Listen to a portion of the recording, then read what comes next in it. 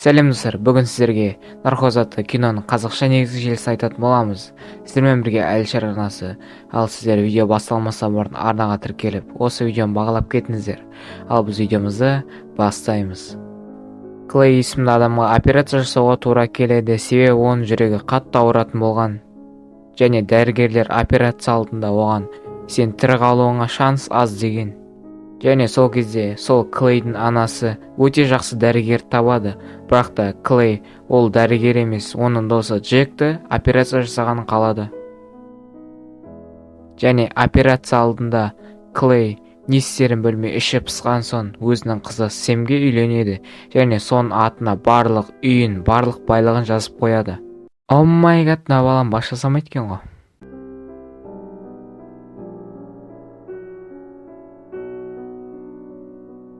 Және операция болатын күні Клейге наркоз беріп ұйықтатады, бірақ та Клей денесіндегі барлық зат сезе бастайды, бірақ ол баяғыда ұйықтап қалған. Жоқ, Джек, достым, мен денемнің барлығын сезіп тұрмын.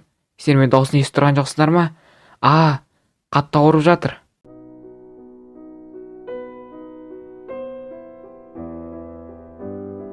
Сол уақытта сыртта Клейдің анасы Сэм мен Клейдің үйленгенін біліп қояды. Және де сол кезде Сэмнің сумкасына біртүрлі дәрілер түсіп қалады, бірақ та оған ешкім де мән бермейді.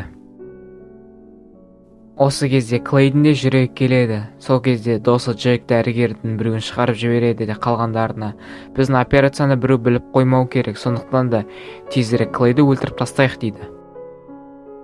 Бірақ та Клей оның барлығын естіп жатады. Жоқ, Джек, не деп атсың?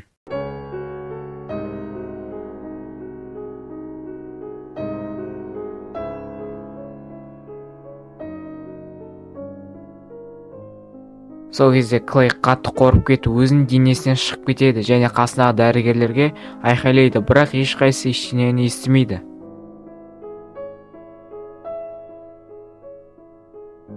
Сөйтіп Клей дәлізге шықса, дәлізде оның қызы Сэм бір дәрігермен сөйлесіп тұр.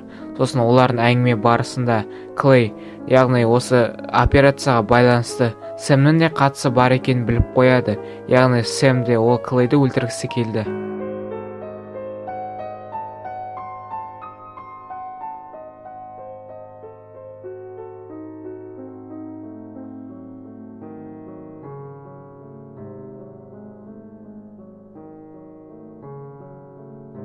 Сөйтсек, Сэм бұрында осы больницада жұмыс жасаған және Джекпен бірге дос болған, ал олардың осы операциясы Клейді өлтіріп және оның бар байлығын алып кету.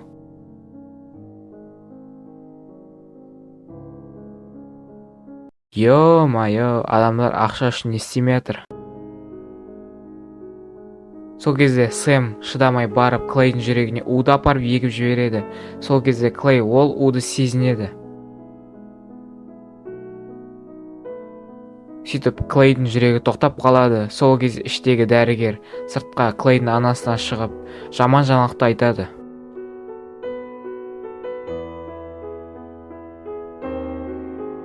Сол кезде Клейдің анасы дәріні ішіп өз-өзіне қол жұмсайды.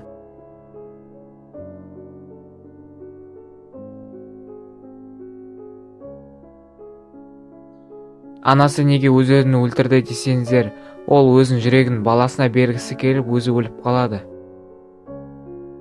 Және алдын ала осы жағдайдың болатынын біліп, әлгі таныс дәрігер шақырып қояды.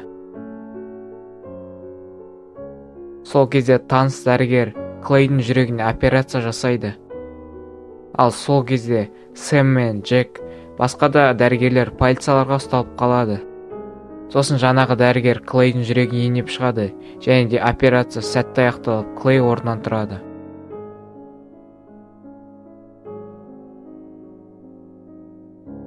Достар, мінекей осылайша біздің киномыз аяқталды. Егер де сіздерге кино ұнаса, лүпілдерді басып арнаға тіркеліп қойыңыздар. Сіздермен бірге болған Әлішер арнасы. Қош, сау болыңыздар.